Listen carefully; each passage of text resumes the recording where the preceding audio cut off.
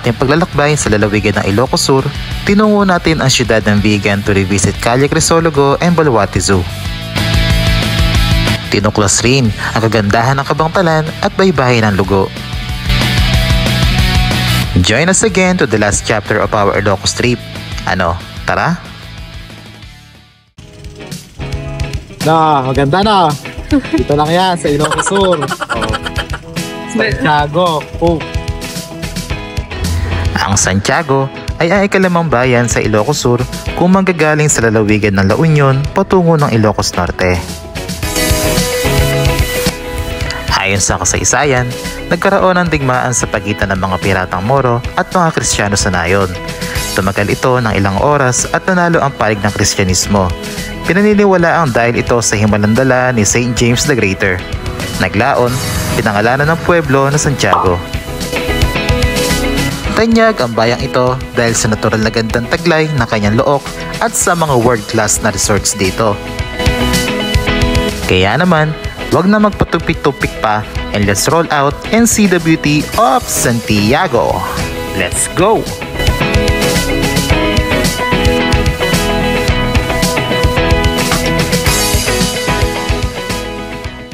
Traveling to Santiago might become a little expensive if you are booking with popular hotels. So Viewfront Transient Place is one of the perfect spots kung medyo tight na ang budget. Maluwag ang parking space at naka-easy ang kanilang rooms kaya sulit na sulit. Remember, this is a budget hotel so you need to manage your expectations. For 1,700 pesos per night, pwede na. Looking for a resto with good food? Try Tiny Wave Asian Restaurant by Santiago Cove Hotel. Malapit lang ito sa stay namin at walking distance lang.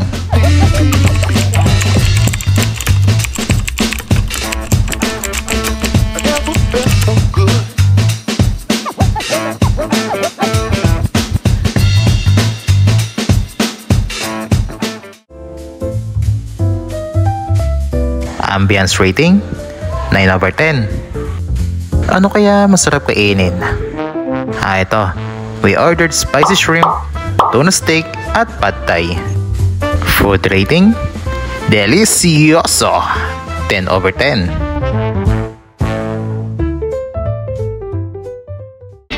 Good morning guys. On the way tayo ngayon ng Pinsan Falls dito sa Santa Maria, Ilocos. Malapit lang siya doon sa Santiago. Parang 18 minutes away ata. So kung pupuntahan nyo din to, tignan natin mamaya kung maganda. Let's go! Madali lang ito puntahan mga amigo, kaya isama ito sa inyong listahan ng inyong mga pupuntahan. Using Google Maps, humigit kalahating oras ang biyahe dito mula Santiago at depende pa rin sa traffic. Bahayan ang ating dadaanan patungo sa falls kaya bagalan lang ang pagpapatakbo ng ating mga sasakyan. Nga pala, may 20 pesos na entrance fee so better check your pockets for some change.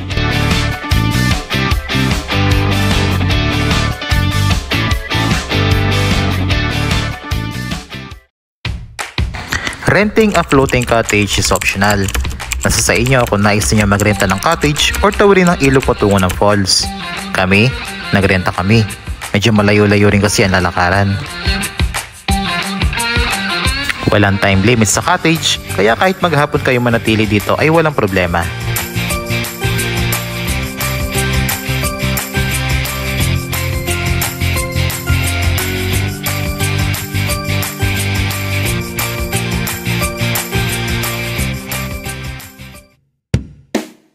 Ladies and gentlemen, may I present to you the Pinsal Falls. Isa ito sa mga accessible na falls na maaari ninyo puntahan dito sa Ilocos Sur. Wag na wag nyo itong kalimutan puntahan dahil paniguradong mafo-falls kayo sa ganda nito.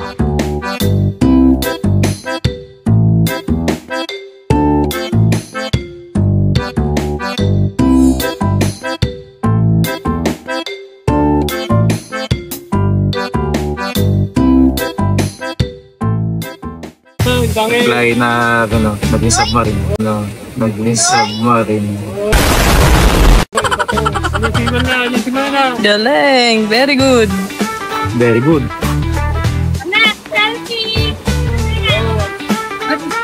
Tamang paypay. Tamang patuyo, tingnan natin kung gagana pa. Motulog tubig pa nga.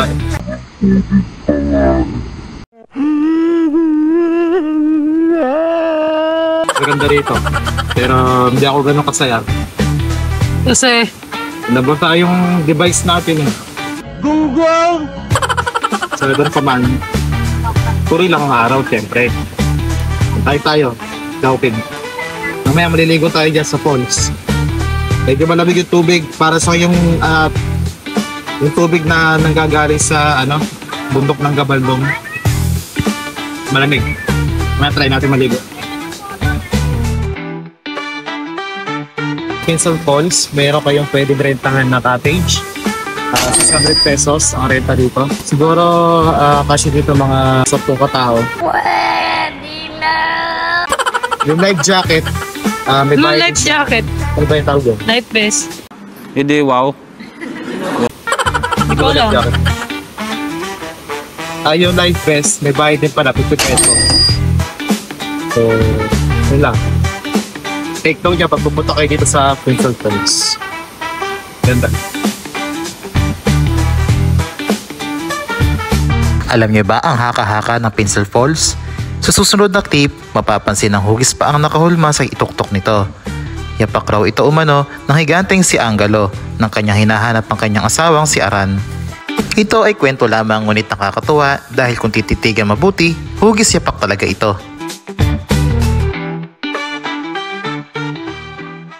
Oy, kayo bahala, okay.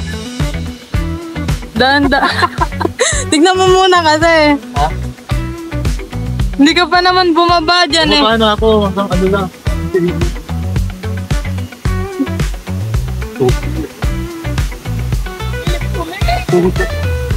Tatalong pa ako? Ano, hindi ka. Kung nais niyo maligo dito sa talon, medyo malamig ang temperatura ng tubig. Mababaw ang parteng bungad nito at may kalaliman sa bandang binabagsakan ng tubig, kaya mag-ingat at kung hindi marunong maglangoy ay magsuot ng life vest. Pagdating dito sa ilog, itatali ng bangkero ang inyong cottage sa mga bato na nasa gilid ng talon. Maaari na kayong mananghalian at magtampisaw sa tubig kapag nakasettle na ang inyong cottage. Ang bangkero o ang inyong bantay ay nakaantabay lamang at maaaring sanyasan sa malayo kung nais na ninyong umuwi or magpalipat ng pwesto. Bawa ng Desyembre nito at mapapansin, maraming mga turista ang bumibisita dito sa talon. What more, kung summer, sigurado madagsa ang mga bibisita dito.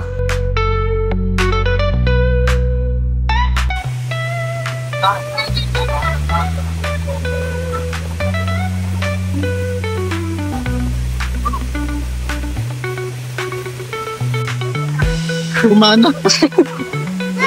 Nakakuha tayo ng live shots. Buti na lang. Thank you, Lord. Kiss mo na. Kiss mo na. Kiss mo na. Mag-swimming man ako na sa amin mag-swimming. Nagigit siguro kanina. Yes. Kaya nangyahantay niya ito sa vlog. Diba? Edi kung hindi, edi hindi natin nasilayan ang ganda nitong talon mula sa Himpapawid.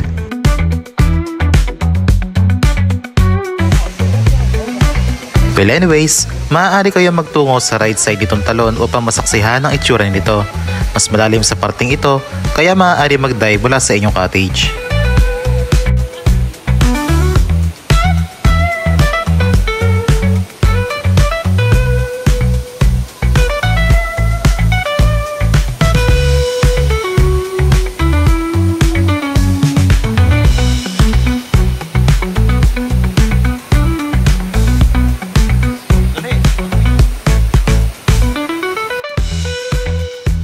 Oh, sasabi. Tatalon ako. Hindi ako pag nalunod. Sige, dito ka na lang tumalon. Tatalon ako, matapang ako. Hindi, sukatin mo muna. Sukatin mo muna. Bumaba ka muna dyan. Basa ka naman eh. Malalim guys, siguro mga nasa 10 feet. Halika na. Tumalon. Yun! Nagbabahit pa ng kating. Awa, take two sa'yo. Ano mo, take two. Take two. Ano yung may ilong mo?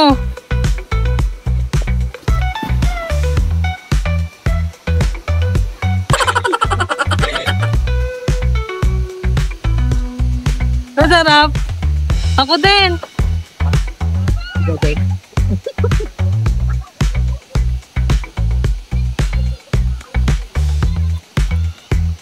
Dive at your own risk, kaya magdoble ingat sapagkat walang lifeguard na naka-duty dito sa Pinsel Falls. Tunay na nakakahali na ang tanawin sa paligid nitong talon. You really feel connected with the nature tuwing mapibisita ka sa ganitong klase ng pasyalan. Pagkatapos maligo ay may palikuran naman na malapit sa entrance kung saan maaari kayo magpalit ng inyong mga damit, mag number 1 and number 2. Hindi mo. Alis na. Okay, so let's wrap up our trip here in Pinsel Falls. Salamat kay Utoy. Ano yung pangalan ba? Kay Boss Andre. Nakuha yung drone mo. Siya yung sumagip ng drone natin. Shout out. Si Boss Andre. Itong Pinsel Falls ng Santa Maria ay isa lang sa mga falls na matatagpuan dito sa Ilocos Sur. Marami pa tayo maaaring bisitahin katulad ng Baging Falls ng Lidlida, Payagpeg Falls ng San Emilio, Auasen Falls at Yobyob Falls ng Sigay, Sangbay Falls at Kinmarin Falls ng Salcedo, Bimalde Falls ng Langiden, Borayok Falls ng Mapanit, Baay Anito Falls ng Alilimen, Arsadanan Falls at Siminublan Falls ng Burgos, Sangbay ni Ragsak at Dawara Falls ng Suyo, Dalumpinas Falls sa Santa Cruz, Carreño Falls sa Gregorio del Pilar at Kinbangtad Falls ng Madarang.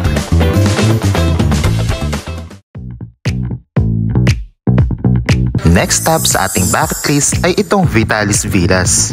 This hotel resembles the famous Santorini of Greece with its white color and blue accents.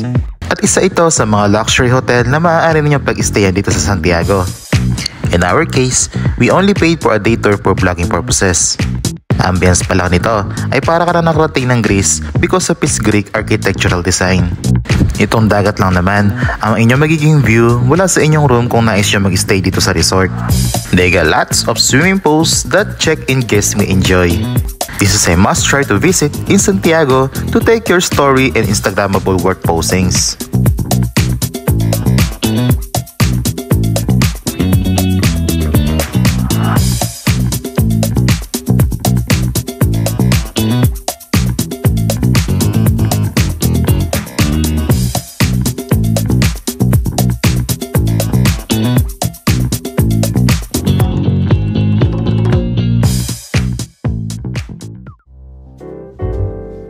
This resort also gives you the sunset vibes tuwing tapit hapon, so take out your cameras to capture some portraits. If you are not on the budget, don't hesitate to stay here in Vitalis Villas. You are not only spending for the view and luxury feel, but also for the relaxing vibes and comfort it reside.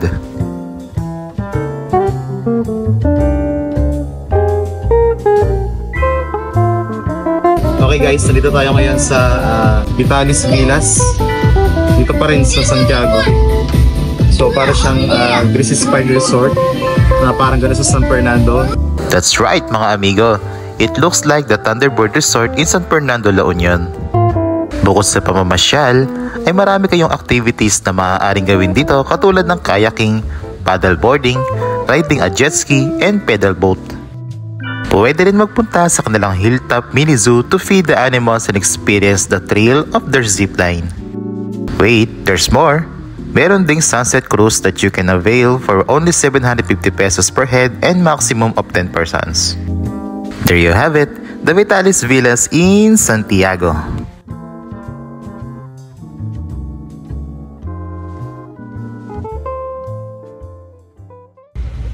And we're back here in Santiago Cove. Yup, medyo pagod at gutom dahil sa paglalakad. Ang laki kasi ng resort natin binisita. Anyways, we're here in Oceanus Restaurant to eat our dinner. It's just few steps away from Viewfront Transient Place. Dito tayo ngayon sa Oceanus Restaurant. At dito tayo mag-dinner ngayon. Try natin yung food nila. So, order tayo ng inihaw na bangus with inihaw na salmon and sinigang na hipon.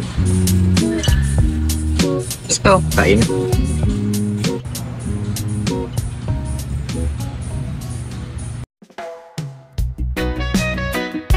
Good morning, Ilocos!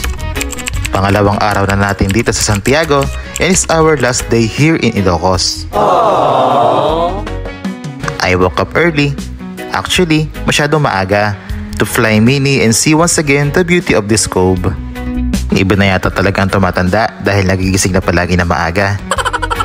Ang parting ito ng Ilocos ay tinagurian the Boracay of Ilocos Sur dahil sa puting buhangin na taglay nito.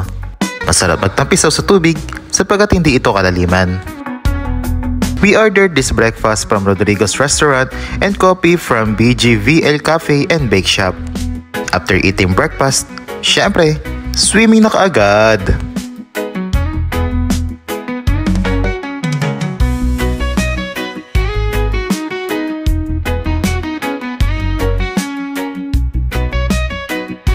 Hello guys, good morning. It's a very good morning here in Santiago Cove. Ayun yung dagat niya. Nag-try ako ng swimming kasi parang nag-chunk ko.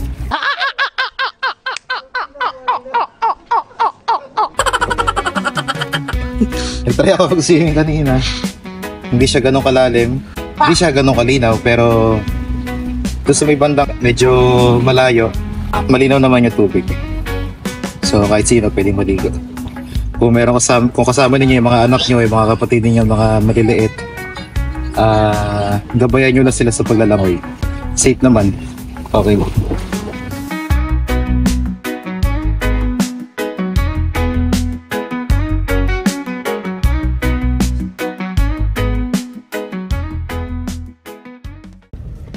Hi guys. So paka-check out lang namin sa Viewfront Transient Inn at diretso na kami ngayon ng Aluminac. So malapit lang naman siya, 2 minutes lang naman doon sa may stay namin.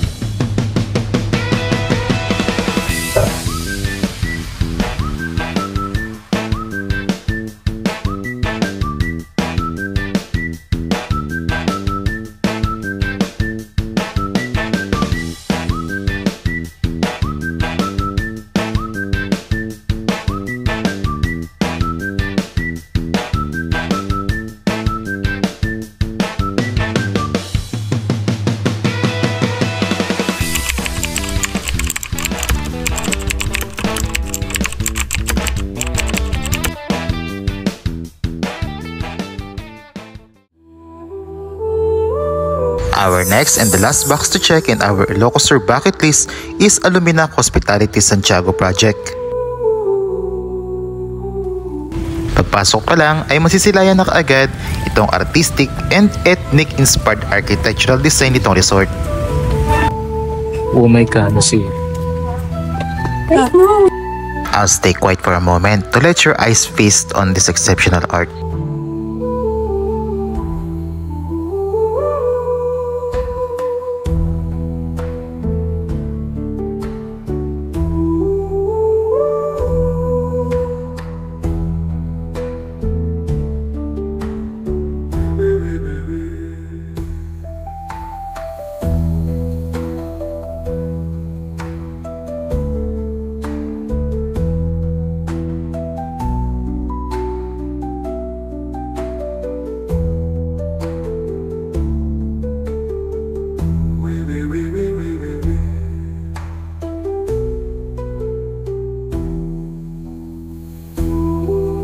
Okay ba? Sigit lang ako ha. Pasensya na sa abala. Ang Aluminac ay hango sa salitang Latin na lumin na ang ibig sabihin ay liwanag. At ak o siyak sa salitang Ilocano or ako sa salitang Tagalog. Ang lugar na ito ay naglalayo ng self-healing at self-creativity kung kaya ganito ang disenyo nito. This museum houses a lot of different creative arts including some paintings, hand-drawn pictures, and wooden art ornamentals. So visiting this place is truly worth your while.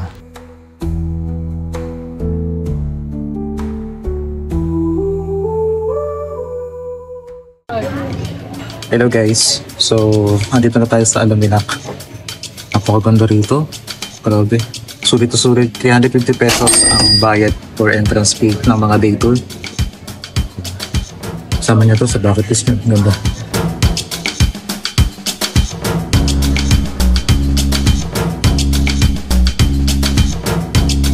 Kaya to, laki ng pinto na to. Ingat kayo, baka masampal kayo.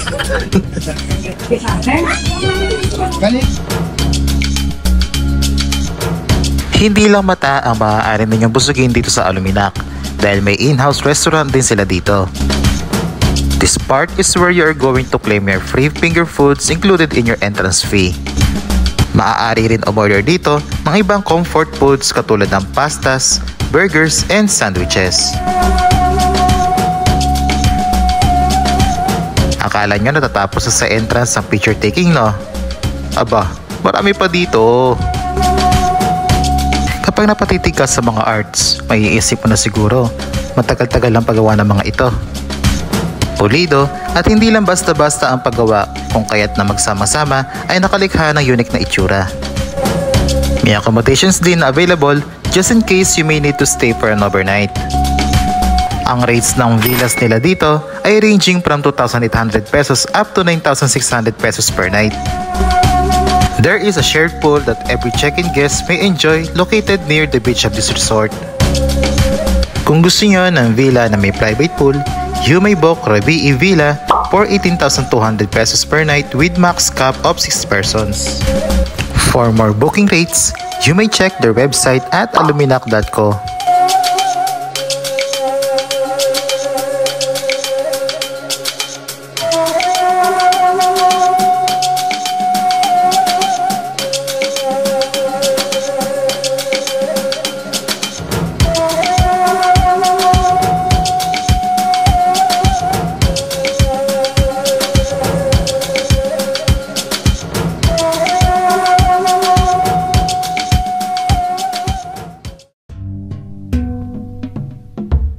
Kung medyo hapon na sa pagkuha ng mga litrato, maaari kayo magpahinga sa ilalim ng mga punong may lamesa at upuan.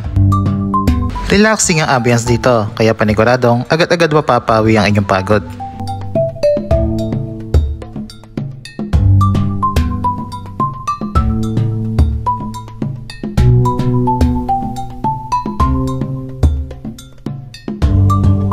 If ever hindi kayo nasatisfy sa free finger foods, you may check the restaurant to order some lunch.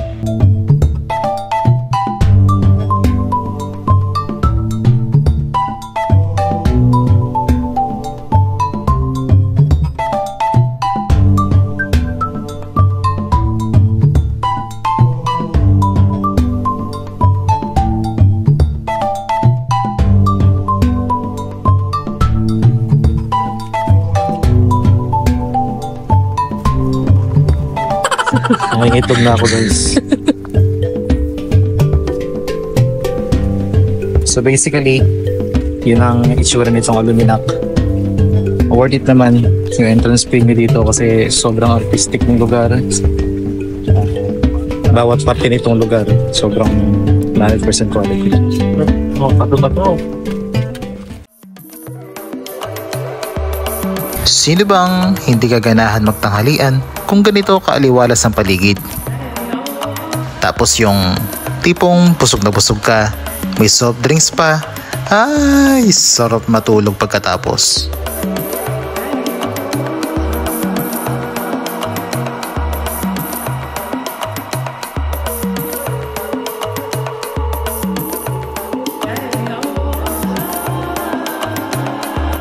Kung abutin kayo ng gutom dito sa Aluminac, meron silang restaurant, order kayo ng pagkain. So as of now, hindi kami makakakain kasi may reservation daw. So doon na lang muna tayo sa inclusions, doon sa cafe. May mga finger foods daw doon na sinuserve. Andy coffee, Andy detox water. Finger foods. Finger foods. So doon na lang muna kami. Pass muna kami dito kasi dito pwede.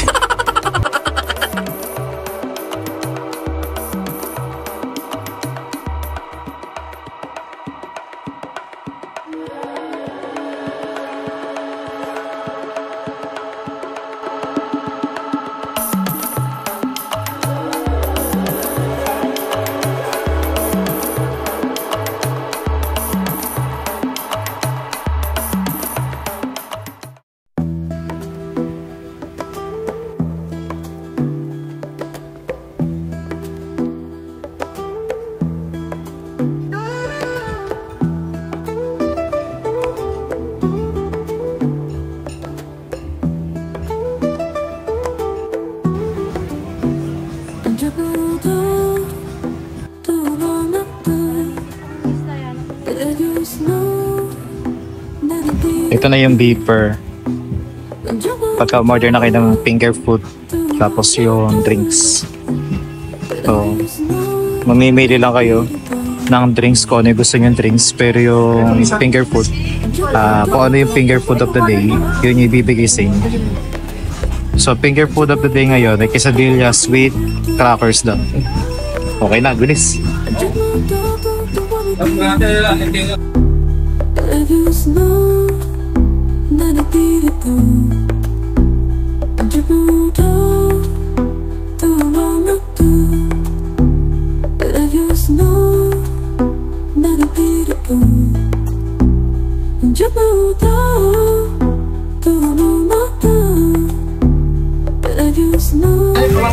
Meron tayong chicharap ng chowking.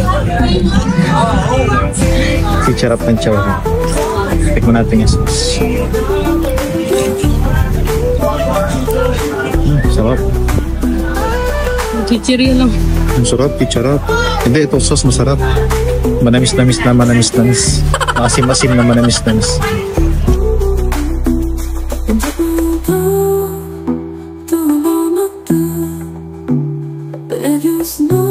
Medyo bitin yung finger foods, kaya umorder pa kami ng kanilang signature burger at pasta bolognese. Food rating natin dito ay 7/10. Pwede na. Ever wondered kung ano ang nasa likod ng mukha ng aluminak? Tara, tignan natin.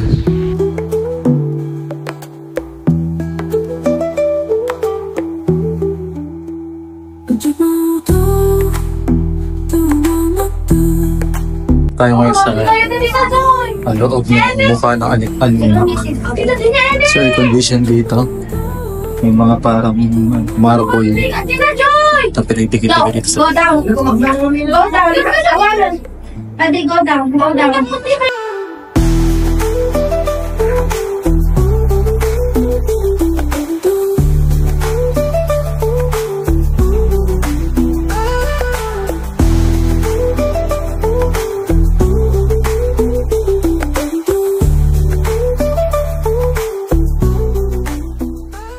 Okay guys, that's it. On the way na tayo pa uwi ng Nueva Ecija. Natapos din ang ating Ilocos Sur trip. So kagagaling na namin ng Iluminac Santiago project. It's a must try to visit pagka nagpunta kayo dito sa Ilocos Sur. So, artistry na ginawa doon sa Santiago project, ibang level, pakaganda. So that's wrap up our trip here in Ilocos Sur at sana na-enjoy ninyo ang episode na ito. Please don't forget to give this video a thumbs up, share this video, and subscribe to our YouTube channel. And see you soon to our next vlog. Ciao! Bye-bye!